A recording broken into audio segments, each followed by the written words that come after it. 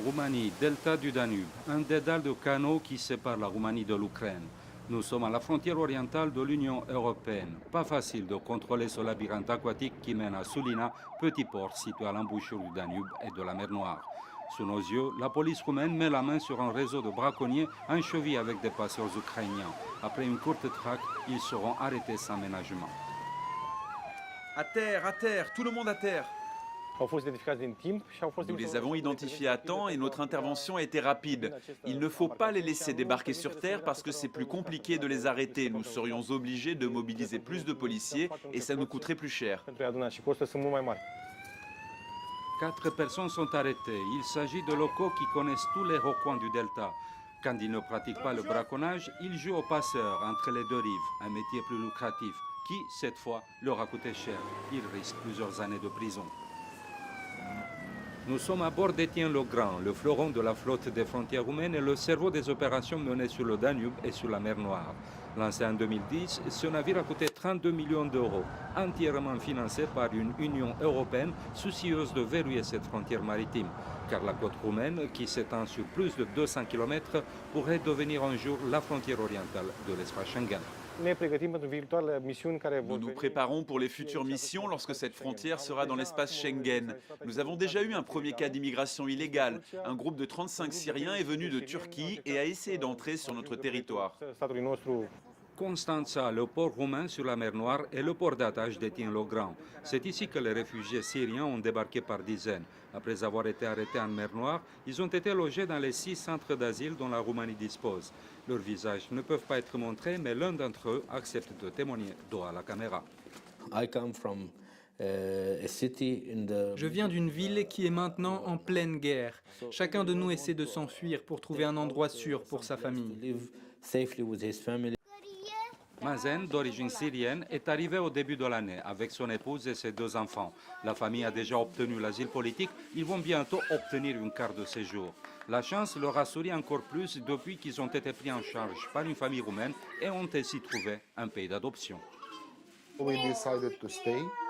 Nous avons décidé de rester ici et de ne pas nous accrocher à notre passé. Nous ne pensons qu'à l'avenir de nos enfants. Face aux inquiétudes de Bruxelles, la police roumaine tient à faire étalage de sa bonne volonté, jusqu'à nous laisser pénétrer dans le sein des saints, leur quartier général à Bucarest. Toutes les opérations de la police sont coordonnées ici. Il suffit d'un clic pour voir ce qui se passe en temps réel sur l'ensemble des frontières. Ces dispositifs permettent aussi de coordonner des opérations policières menées simultanément dans plusieurs pays. Avec ce nouveau siège et ces équipements, la police roumaine des frontières veut montrer qu'elle est compatible avec tous les États membres de l'espace Schengen. Une volonté manifeste affichée dans ces exercices répétés sous l'œil des caméras. Passage de migrants, contrebande ou attaques terroristes, la police s'entraîne pour toutes les situations qui pourraient représenter un jour une menace pour les frontières et pour préserver l'espace de libre circulation en Europe. Arrêtez, police des frontières! Les mains derrière le dos, les mains derrière, je te dis. Les Roumains espèrent bien profiter de la liberté de circulation dès le 31 décembre. Mais ce désir se heurte encore à la frilosité des pays de l'Ouest, notamment la France. Les Roumains pourtant veulent y croire et comptent sur cette nouvelle police des frontières pour renforcer leur crédibilité. Les migrants qui se font arrêter sont d'abord amenés au siège local de la police. Après une enquête rapide, ils sont renvoyés au centre d'accueil des demandeurs d'asile ouvert à proximité des frontières. Les candidats à l'immigration d'Afrique et d'Asie commencent à être attirés par ce pays qui pourra un jour leur ouvrir les portes de l'espace Schengen. Pour ceux qui y sont arrivés, une première étape. Je dois vous dire que l'apprentissage de la langue roumaine est très important. Votre intégration dans ce pays dépend de la connaissance de la langue roumaine. C'est pas une langue facile, c'est pas facile, mais c'est une langue latine. Quand je dis une langue latine, il faut savoir que l'alphabet ressemble à l'alphabet français, à l'alphabet espagnol, à l'alphabet italien. Mais dans cette histoire d'apprentissage, l'échange va dans les deux sens. Je suis la professeure de roumain qui les aide à comprendre la grammaire roumaine. Mais eux, ils me donnent à leur tour de vraies leçons de vie.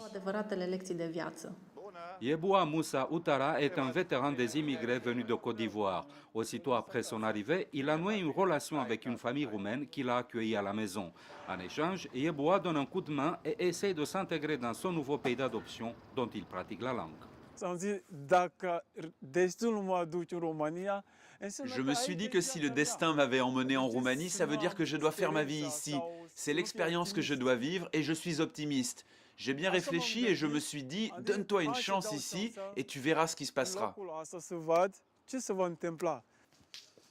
Yeboah a trouvé une maison et une famille. Il vit en Roumanie depuis quelques années et au lieu de partir en Europe de l'Ouest comme les nouveaux arrivants, il a préféré commencer des études de droit dans son nouveau pays d'adoption.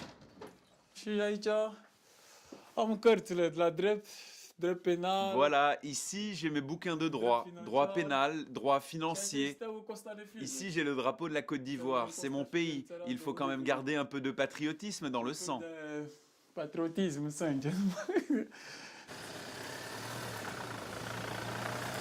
La frontière avec l'Ukraine s'étend sur environ 700 km. À Almeu, un village au nord-ouest du pays, pas de rivière, mais des champs.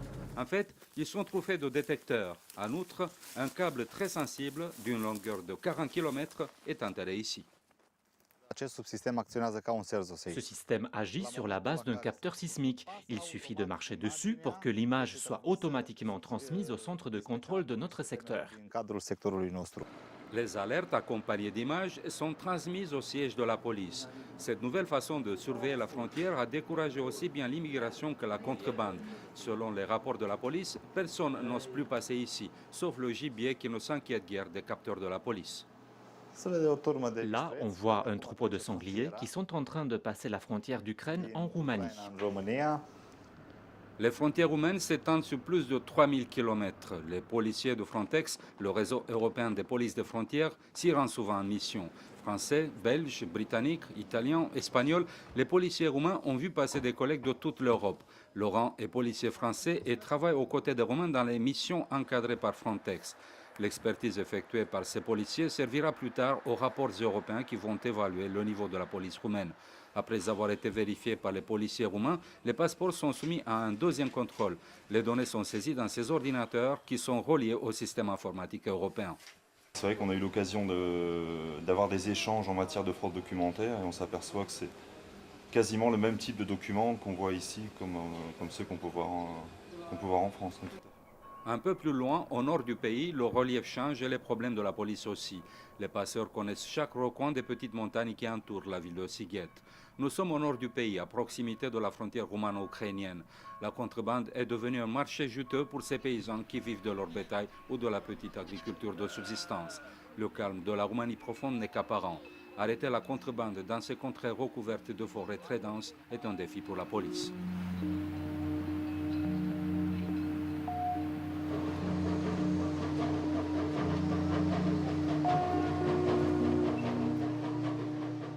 Seule voie d'accès dans ces montagnes, cette vieille voie ferrée. Mais ce train est réservé aux touristes. La police doit se contenter de vieux minibus qu'on a mis sur les rails. Ce n'est pas le grand luxe, mais malgré les apparences, c'est efficace. C'est le seul moyen de transport dont on dispose pour l'instant dans cette zone. Nous nous déplaçons sur la voie ferrée qu'on utilise pour les exploitations forestières. Après un voyage de 3 heures, nous arrivons à destination. Un petit poste de police perdu au milieu des forêts sauvages, terrain de jeu des contrebandiers en provenance d'Ukraine. Et le relief joue en leur faveur. Nous sommes à une altitude de 1000 mètres. Nous avançons vers la frontière avec l'Ukraine qui se trouve à 9 km d'ici. C'est une route forestière, il faut marcher 3 à 4 heures. L'équipe de Radu a des renseignements sur une opération de contrebande à grande échelle qui se prépare. Les contrebandiers essaient de profiter de la pluie qui rend le terrain très difficile d'accès. Des renforts arrivent, le coup de filet est prévu pour cette nuit. Quelques dizaines d'hommes chargés de cigarettes se déplacent en file indienne depuis l'Ukraine. La police décide d'intervenir. À terre, tout le monde à terre. Police, ne bougez plus. Lorsque la police frappe dans cette fourmilière, chacun essaie de sauver sa peau. 38 contrebandiers sont amenés, sauf 2 qui ont pris la fuite dans la forêt. La police les a capturés dans la matinée. Là, on va les interroger sur place. Vous venez d'où? De Sighetul Marmației. Et vous? Vous êtes domicilié où? À Sighetul Marmației. Non, dans la commune de Bogdan Voda. Je m'appelle Liviu Gheorghe. Vous faites quoi ici? On est là pour des cigarettes. Vous avez quelle cigarette? Allez, ouvrez-moi ça. Les deux jeunes avaient abandonné leur caisse dans la forêt en fuyant les policiers, mais ils ont été rattrapés dans la matinée à la lisière de la forêt. 1000 paquets de cigarettes par caisse, 2000 € de bénéfices pour un transport, c'est l'équivalent de 4 mois de salaire pour un policier. C'est la marque Viceroy.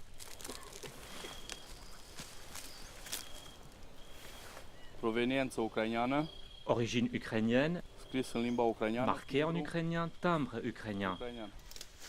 Les contrebandiers nient tout, mais à la lisière de la forêt, les policiers ont retrouvé leur voiture qui devait transporter les cigarettes. C'est qui Turda Sorin? Je ne connais pas ce papier. Alors c'est la voiture de Turda Sorin? Non, elle est à moi. Je l'ai achetée. Les jeunes arrêtés essaient de jouer les innocents, mais ils ont du mal à défendre leur cause. Cette voiture leur appartient et ils finissent par admettre qu'elle était destinée à transporter les cigarettes de contrebande. Ils risquent quelques années de prison. Si j'avais su, je ne serais pas venu. J'aurais mieux fait d'aller cueillir des noix pour les vendre sur le marché. J'ai fait une grosse connerie. Migration et contrebande, la Roumanie est confrontée au même défi que les autres pays européens. En 2013, la police a compté 14 000 infractions sur les frontières, dont la plupart concernaient des affaires de contrebande. Plus de 700 personnes ont été arrêtées après avoir traversé illégalement la frontière et une cinquantaine de passeurs se retrouvent actuellement en prison. Mais l'adhésion à l'espace Schengen risque d'être repoussée une fois de plus. L'Europe de l'Ouest demande à la Roumanie de régler d'abord ses problèmes de corruption endémique avant de bénéficier de la liberté de circulation. Un pari qui n'est pas gagné d'avance.